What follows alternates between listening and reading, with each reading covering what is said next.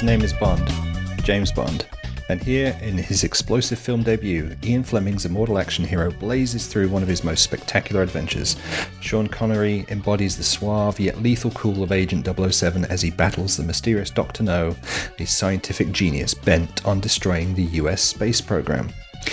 Making its premiere on the 5th of October 1962 in London and opening in the USA several months later on the 8th of May 1963, Dr. No is the first James Bond film and cost $1 million and made $59.5 million at the worldwide box office. Starring Sean Connery and directed by Terence Young, the vital statistics are Conquests 3, Martinis 2, Kills 5, and Bond James Bonds 1. Back in 1963, Variety said, Dr. No is the first screen adventure of Ian Fleming's hard-hitting, fearless, girl-loving secret agent 007, James Bond, is an entertaining piece of tongue-in-cheek action hokum. Sean Connery excellently puts over a cool, fearless, on-the-ball, fictional Secret Service guy. Terence Young directs with a pace which only occasionally lacks. I'm your host, James Page from MI6HQ.com and the magazine MI6 Confidential, and for the Dr. No episode of James Bond and Friends Debrief, I'm joined by Phil Namiel Jr., Natalie Bochenski, and Ben Williams. First category is the one with, and this is the motif that you can hang your hat on for this film, whether it's like what you'd put on a minimalist poster or the one thing that you, when you close your eyes, you see or hear. What is the one with? Surely you have to say the one with Ursula Andress coming out of the water in the white bikini. Surely. Yeah. Or is that just me being sexist again? No, not at all. I had several of these kind of key moments within the film that I was thinking of, like the spider was also a kind of a key moment for me. And it's got a bit like you do the poster like a Botticelli, wouldn't you, Natalie? Yeah. Actually, yes, I would. Clamshell, flowing hair. Except, no, she wasn't. What was she fishing for? It was like clams, wasn't it? It was rocks. Conch shells. Conch shells, that's what it was. Yes, Of course. A big conch shell. Strategically placed. That's right.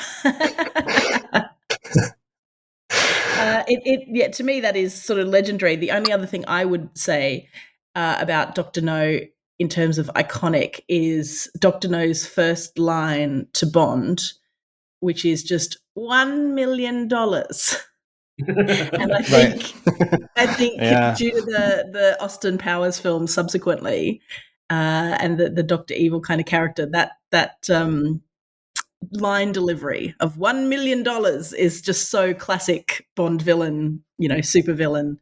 To the point of loving parody so much over the years. So they're the two things that I would say are super iconic about this film, apart from Sean Connery himself, I suppose. Yeah, I guess I would have said Connery's kind of swag almost creates the style of the film in a sense. Casting Connery was like that key thing. But now that I'm thinking, because that's what I was going to say sort of like overarchingly, it's a style driven. It feels a stylish film. But if I had to kind of make a minimalist poster, I would probably do like the great behind dent in Dr. Leia, but put the tarantula in the web of it, if that makes sense. All right.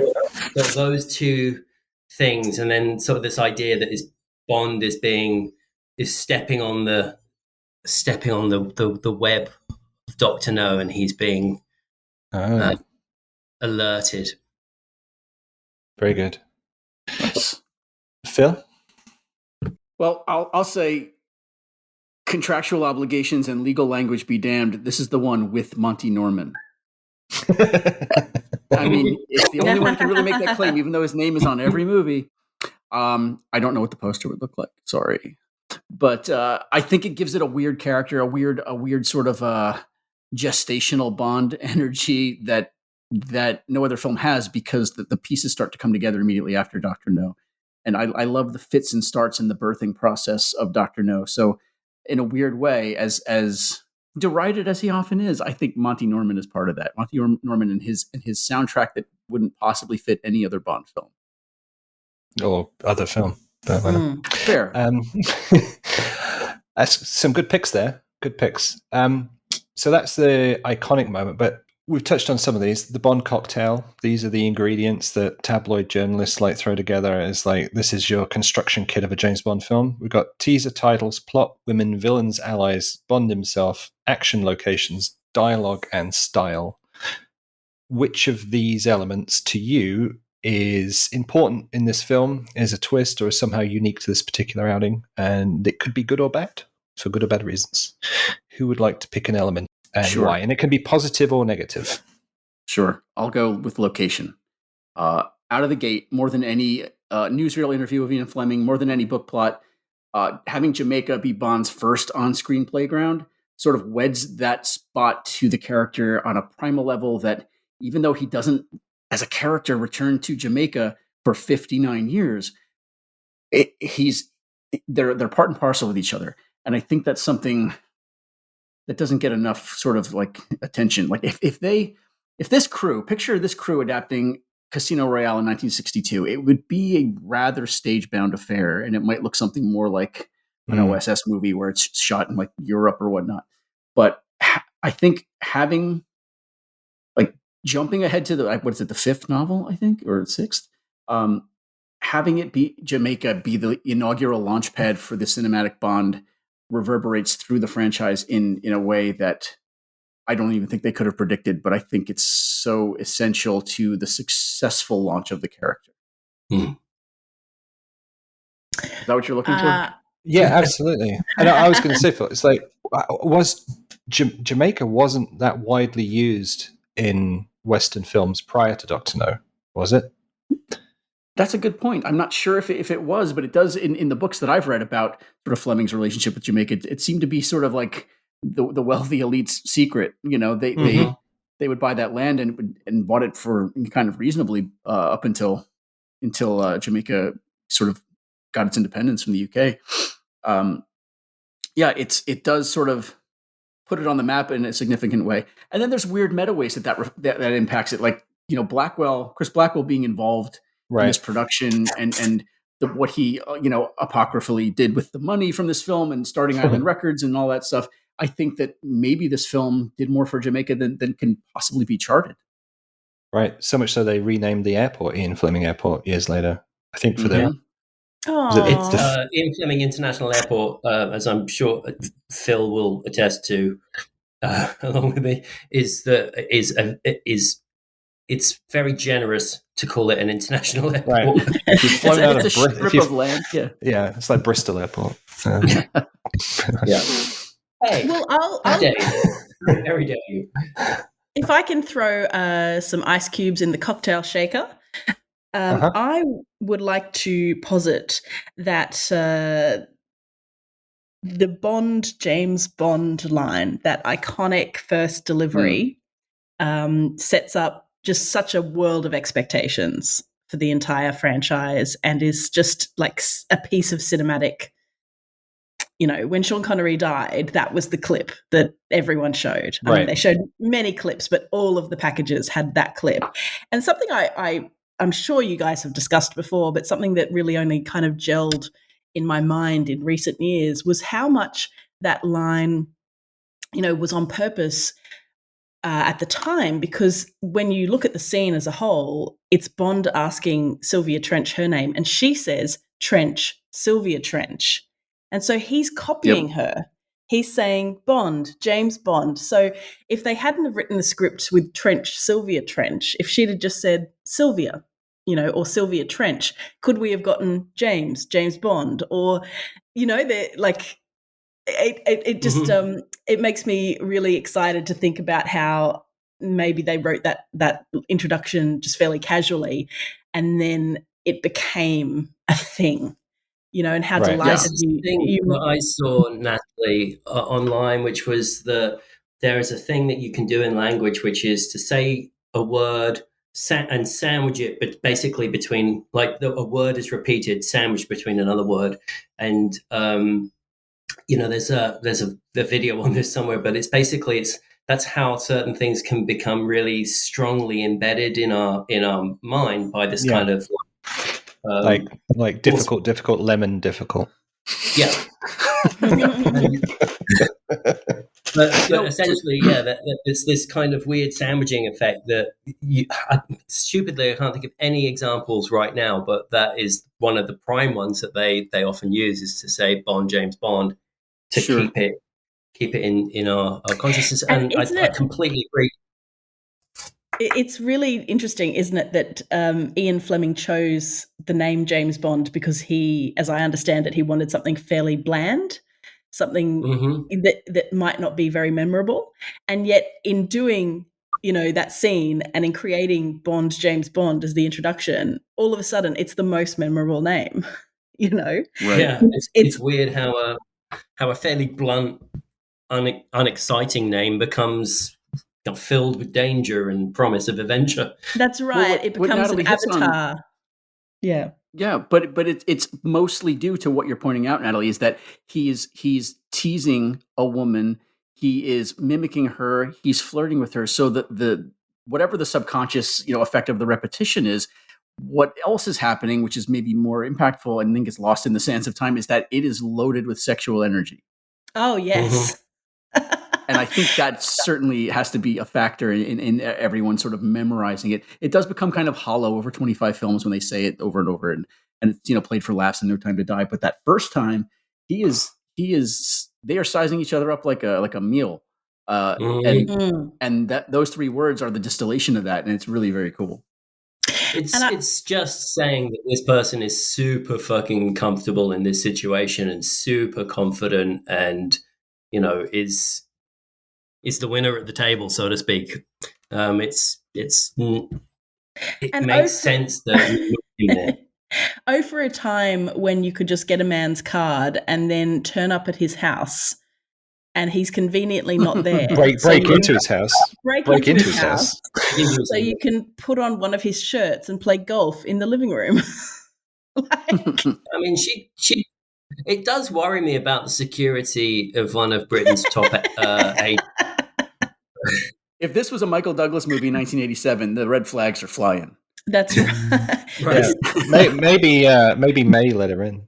It's the 60s, It's the 60s, and it's a time when beautiful women could just show up at your house and demand sexual favors. And wouldn't we all like to live in that world? On the back of the card, it just says, "Let her in, May." Right? The address and let her in. So you went for you went for dialogue out of the Bond cocktail then, Natalie. Is there any other standouts of this film in that category that let's make it stand out against the rest of the series a bit? In dialogue, you mean? I think the $1 million that I've already referred to, but I also think that there's a real charm when Ursula Andress comes out of the ocean, Honey Rider comes out of the ocean, she's polishing off her shells and she's singing, and then Bond just starts singing along with her. Like, that's a moment that's so, every time I watch it, I just am delighted that there's this, he doesn't approach Honey Rider in the same way that he approaches Sylvia Trench. As you said, that's loaded with sexual energy. It's loaded with a very mature, this is a woman of the world. She knows what she wants. Whereas Honey Rider is so naive, and she's almost like been birthed out of the ocean. She's very childlike without sounding creepy. Sure. She's just very naive and young and inexperienced, I guess. Born sexy yesterday. Sorry? I said born sexy yesterday. Yes, that's right.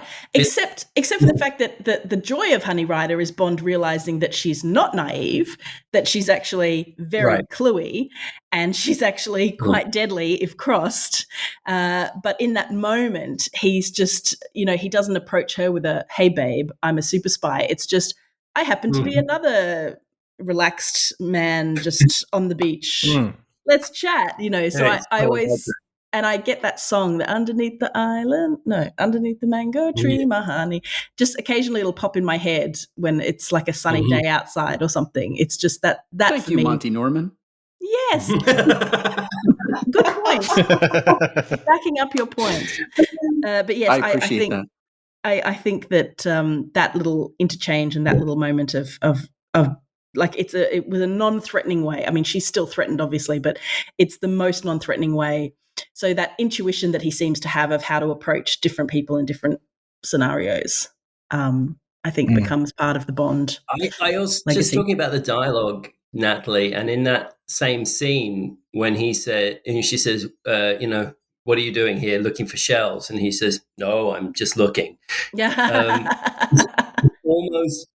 It's almost fourth wall crossing. Yes. In a way, and it's also multi-leveled. He's like, is he looking at her? Is he uncovering a plot? Is he talking directly to the audience? It's it's a really lovely line, and the delivery is really great. Some other ones that spring to mind are like that's the Smith & Wesson New Values 6, I think is one that's often clipped out. Oh, that moment. That's thoroughly wrong. Yeah, that moment. Technical problems aside, right? With it. It does exude. There's more weaponry being identified by name and yet being incorrect. But can you explain that to me? Because I didn't know that.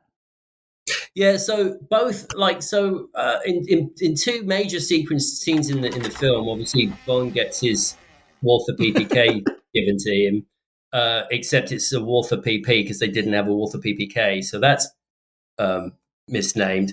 And then when Dent shoots at Bond, or what he thinks is Bond, in Miss Tarrow's cabin, he's got what I think is a Colt 1911A1, which is like the old Army issue Colts, which is a 7-shot gun, and it's not made. But Smith & Wesson have a derivative of it, but I guess what I'm saying is it's like it fires 7 shots, and it's not a Smith & Wesson. So at the same time, it is a very cool line. Yes, for people who weren't going to pour over the minutiae of it. And Bond works for MI7 as well, if you listen carefully, right? The line that always stuck out to me as being like, what the hell were they thinking when they wrote it, was when he's in bed with Miss Tara and he goes, I'm feeling Italian and musical. Let's go to the mountain grill. It's like, since when has Bond felt Italian and musical? It's like... Yeah, he famously hates... bring that back. Yeah. I think when Idris Elba does his standalone one-off, I'd like to see him bring that line back. All right, so we've had locations and dialogue. Ben, what do you? I have a feeling I know what you're going to go with, but which one of the Bond cocktails are you going to go for? Well, I'm kind of torn between sort of style and Bond, because I think in this they kind of play off one another, but this is really Connery defining the cinematic Bond at this point. We've had the literary Bond. We have an idea of how he dresses and what he looks like. And Fleming does give us that, but really it's in the cinematic universe that we really start to see a proper interpretation of Bond. By that, I mean, like, if you're reading a book, it's always kind of a little subjective. You're always going to project who you see onto it. Here we're having a proper kind of solidified character. And what Connery brings to that with his kind of darkness and his kind of charm, that he definitely has that sort of prowling barracuda feel about him, but also that he's being dressed in Anthony Sinclair and the conduit cut suit and the cocktail cuffs shirts and everything that he wears sort of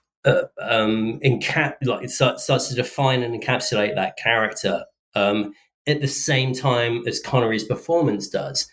And so you get this kind of beautiful melding of the two things. You could have put Cary Grant in the same suit, but he wouldn't have had necessarily the menace. And it's really about that actor in that particular environment and style, and how he is being shaped into it. So I think that's one of the, and it lays the groundwork for everything we're going to see in the series. So. Also, some really high-waisted trousers. Just want to point that out. Just some super, super high-waisted pants. Simon Cowell tried to bring them back. It didn't work. No, it didn't. They weren't. Technically speaking, they're sitting on your waist. It's now that, so the waistband is actually around your waist. Nowadays, the trend is so much to kind of bring that waistband down to the hip that so much changes about a garment, So it does look odd looking back at it, but it's also kind of a realization that, like, to me, when I look at Connery suits in Dr. No, they seem sort of quite roomy by comparison to something that Craig would wear. Oh God! But at the time, they were the slimline suits. They were the ones with the cinching and the hourglass silhouette. Yeah, it's quite interesting. Daniel Craig's like busting out of those Tom Ford suits, like they're barely constraining his muscles. I know, it's like they should be kind of like almost like a stretchy material to accommodate him, allowing him to step. I think that was a given that somebody was going to pick Bond for Dr. No, but thank you for a unique take on it, Ben. All right, so underappreciated element. What thing, big or very, very, very, very small, do you love about this film that you want to bring to people's attention that may not be obvious? This is a little trickier. I love, if I can burst in, I love the little in-joke in Dr. No's fantastic. I mean, first of all, like Dr. No's lair. It's just the whole concept of a villain's lair, I think, is created with Dr. No's underground fish tank, palace. But there's this lovely in-joke when they're going up to dinner of the Duke of Wellington painting, I think it is. There's no, it's a Goya, I think. Yeah, I'll double check the artwork. But yes, so there's this painting that at the time, like now you watch it, or the casual viewer will watch it, and Bond sort of stops and looks at this painting and does a bit of a double take.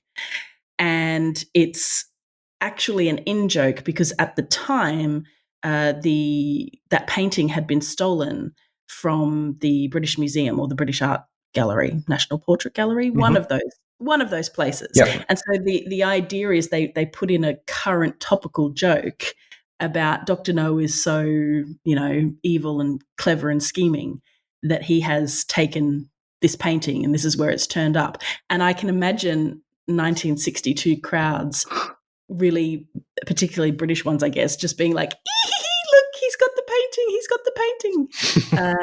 And I just think that's a lovely little tidbit because, of course, topical jokes, get forgotten. And so it was many years into being a Bond fan that I read up on that. And so now every time I see it, I'm quite delighted at this little 1962 specific in-joke.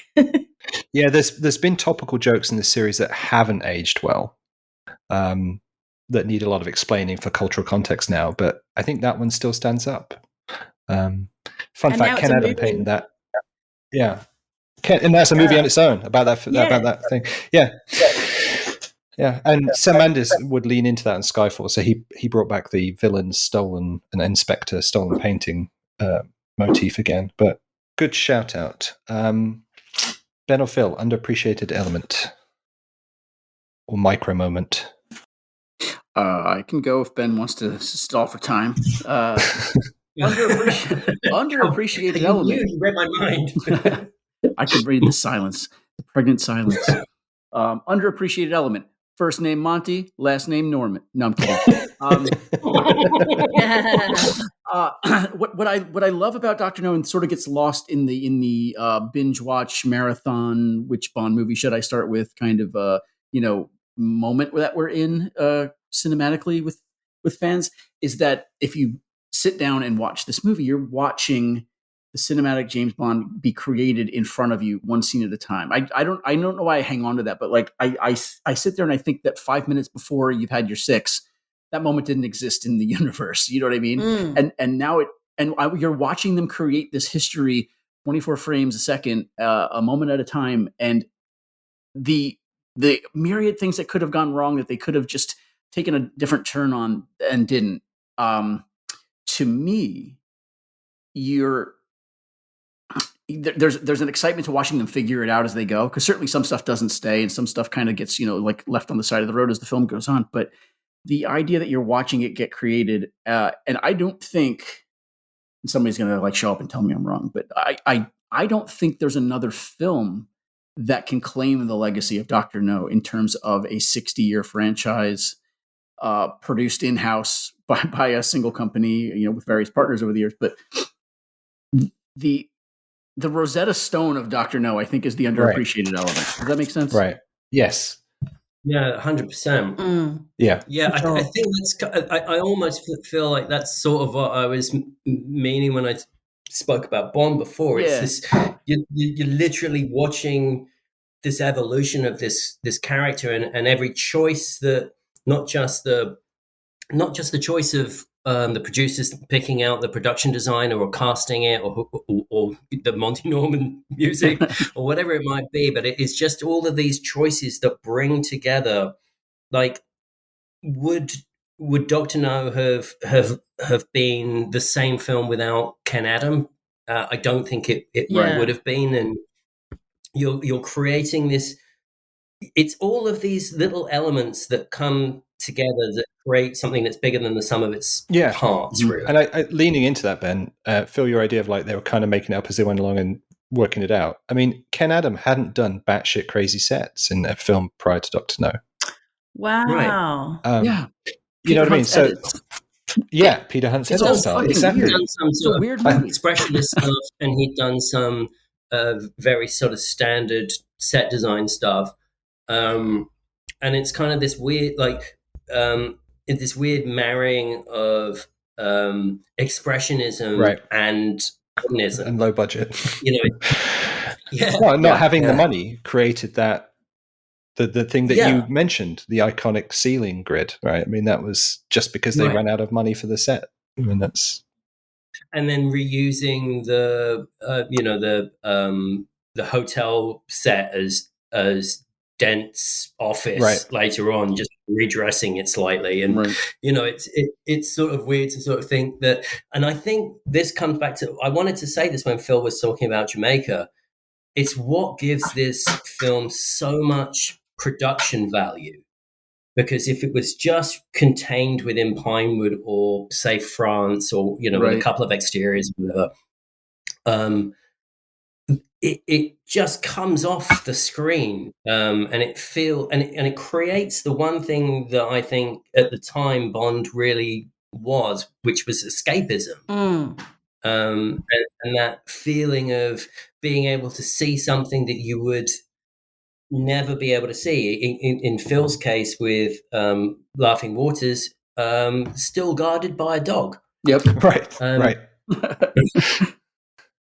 So it is kind of there is that kind of exoticism that comes with it. And I completely agree with Phil saying that, like, it had to be Jamaica, and who knows where it could have gone if it didn't. But it's those confluence of all of those things, like the tailoring, the scripting, the dialogue is fantastic. It's all of these little elements that come together to make it just this much richer, bigger film than it is. It gets swiped by, as like, oh, it's the small one, and it's the one location, and they don't have John Barry in full there yet. But to me, so many of the individual elements that Ben is pointing out, the only word I can use for them in terms of cinematic history is unprecedented. It's all brand new, budget or no budget. It's a collage of things that people hadn't seen on screen before, and I think that there's something almost punk rock about that and exciting. Yeah. I agree, Phil. It's kind of like a Bauhaus creative of like all of these different people coming in and giving their best at it. Right. You know, and it feels a bit more avant-garde because of that. It certainly feels like I can't, apart from maybe something like North by Northwest, I can't really think of anything that has a stylistic kind of equivalent. But even that film isn't setting any kind of it. And even North by Northwest leans into its period. Mm-hmm. Right. Weirdly, I think Dr. No is one of the first films maybe that went for a bit of hyper-realism. Mm. You know, Yeah. this idea that like you this guy's got this base on an island and it's huge and it's all cantilevered and weird, and it's reality, but more so. And I think Bond really is one of the first, if not the first, sort of franchises or films to even attempt doing that. That's a good point. We've talked about, I've brought this idea up before when we talk about Majesty's Secret Service, which is I'd love to re-edit that film in the order they shot it so that you could see Lazenby's progress in making a film, right, from the first scene he did all the way through to the end, to see if his performance improves or whether it was just kind of random scene to scene. Now, I wonder if you reorganize Dr. No into the shot order, whether you would see creaky things at the beginning and it being polished at the end, or whether it would just be all over the place. Is he just buttoning that bottom button at the beginning, and he figures out how to button a suit later? Is that what you mean? Well, what I mean is in like in the filmmaking, so the production design, the performances, not so much the soundtrack because that was done at the end, but the stuff they did on the hoof, stitching it together in shooting order. Like, would you see it develop as it went along, or would it? Yeah, it might be one note. I don't know, but just throwing it. I feel like Connery's more naturalistic on location than he is in some of the sets. That's interesting. And I think some of his delivery is a little bit drier on set than it is on location. And they did start shooting the film on location first, and then they went back to Pinewood to finish. Huh. Yeah. Just sweating his face off in those. When I think about him, I think about him arriving at Dents, and the difference between him kind of talking to him. He's very cool and calm in that scene when he's talking about the rocks and everything, and he has a certain menace to him, but he doesn't. There is a difference, almost a difference in character at points when he just feels a little bit looser, I think. And that's just my interpretation of it. I could be wrong. All right, 2 speed rounds. First up, trivia. A fact or tidbit about the film that you find interesting. I don't know if you shot your bolt already on that, Natalie, with the painting. Yeah, that probably covers that too. Right. Does anybody have any nuggets of trivia? The thing about trivia is, I don't know if go ahead, please. I was going to say that there's one thing. Isn't Quarrel, because I love Quarrel, the character of Quarrel. I love him so much and always hated the fact that he died in the film. But isn't from Live and Let Die, it's like his son is in Live and Let Die? Yes. Isn't that that's like the continuity of they sort of pay tribute to him that way? Yeah, absolutely. Quarrel Jr. So yes, that would be my favorite little tidbit too, that they call back to that. Which throws a whole continuity issue up, but yeah, of course, but absolutely. Still.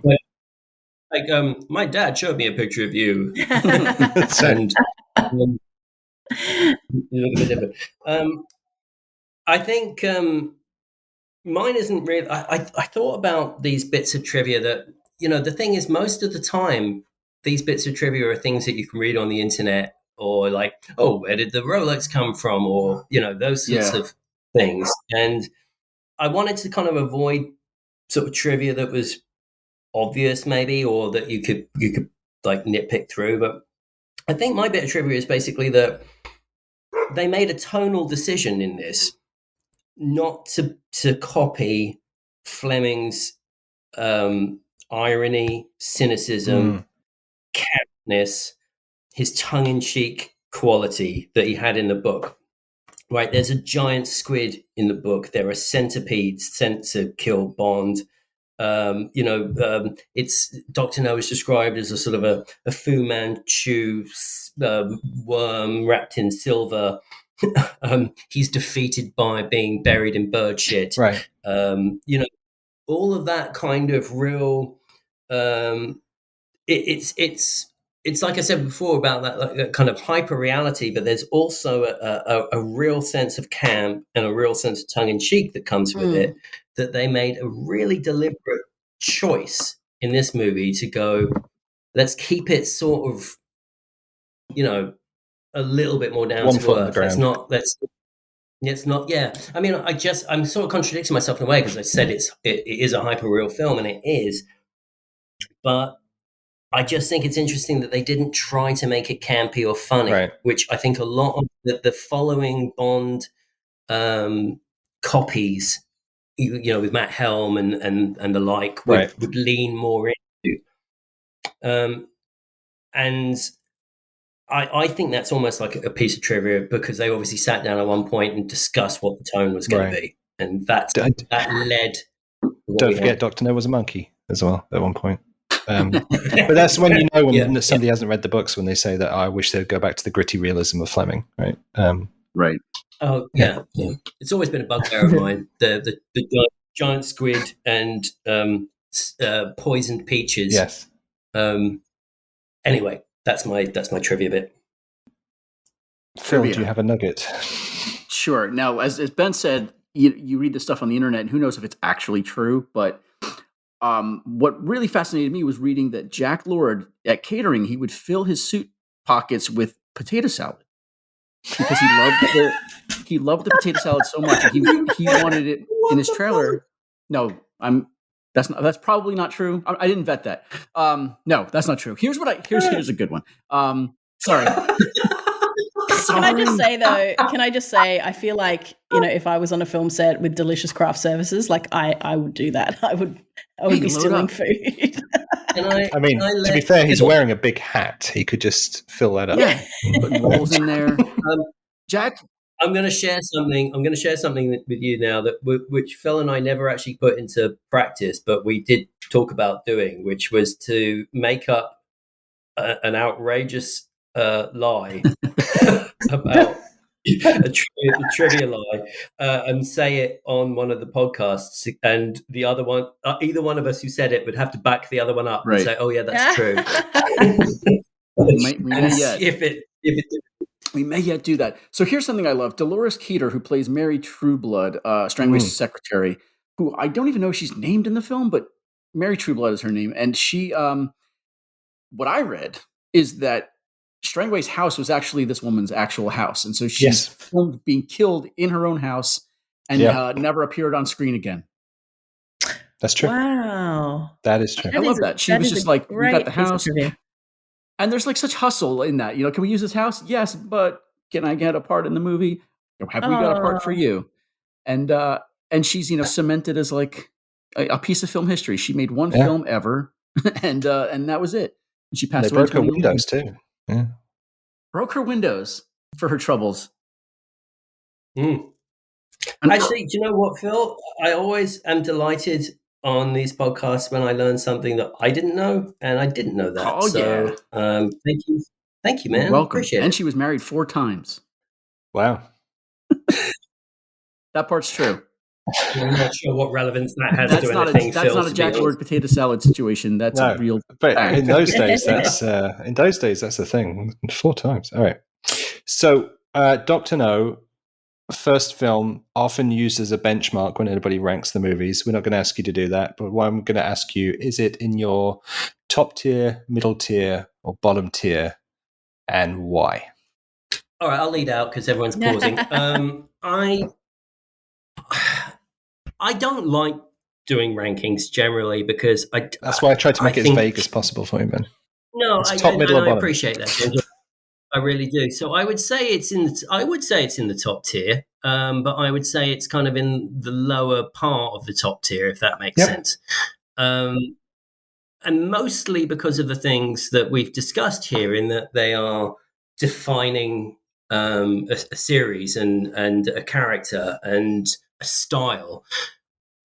for and really creating a universe, really, for a character. Yeah, Marvel. It takes which Marvel is 2 movies to do that now. Yeah, exactly. And now you can you just immediately go, wow, look at this world that this person inhabits. This is fucking crazy. There is that love that I have of it for that. But I think maybe in terms, I mean, it's an inexpensive film, however polished it is. And there are some cut corners, and there are some things that don't maybe translate as well to a modern audience, and for that reason it kind of like shrinks down a little bit. And I think that there are some more interesting, narratively interesting films that kind of like push up in my top sphere. So it's in there, but it's sort of, it's teetering on mid-tier. I think all the Connery films are always going to be really up there for me because of what the emotion that they evoke for me, the feeling that they create for me. Okay, one vote for, I say top minus. Is that fair? Yeah. Well, I can tell you that for me, in the ranking, the project that I did in 2020, which admittedly is not yet complete on my website because I haven't done the Daniel Craig Bonds. I did a big recap series of all the Bond films for my podcast. We watched them in order, and every week we had to rank them. So that was very difficult for me. I agree. It's really hard to do rankings. I love all the Bond films in different ways. But Dr. No obviously is a huge impact on me, being the first and having the moments like James Bond, and having the first villain's lair and the first kind of character villain and the first Bond girl, and all those things for me lift it into that top tier. So actually on my list, it sits in number 6 position. But you have to understand that my list is very much an emotional list. It's not just a practical, like, yes, here are the best, no, Oh, of course, yeah. But it subsequently, I remember other movies coming in. I was like, oh, but I feel like I should rank this higher. But Dr. No, maybe I should have ranked it lower. Or the trouble with ranking when you're going in order is you can't go back and fix. So yeah, I would say probably similar in the top tier, but on the lower side of it. Phil, are you going to join the cohort, or are you going to break tradition here? Oh, I'm not. I think I like it more than either of my co-panelists because it's a film that if we just use the metric of which one do you pop in to watch most, it's really gotten a lot of play from me the last 2 years. It's colorful, it's exotic, it's sexy, it's horny, it's got, and there's just something so self-contained about it that it doesn't get like lost in Act 2 like a lot of Bond films tend to do, and we kind of hand wave that sort of shortcoming away from so many of our Bond faves. This movie doesn't do that. It's a lean one. It's got my favorite Connery performance as Bond in it. And it's just getting a lot of play time in the rotation lately. So I would say it's easily in the top 5. Excellent. So 3 votes for top tier. I honestly don't know if we might have that a couple more times. We'll see in the series. But thanks, Natalie, Phil, and Ben. And we'll see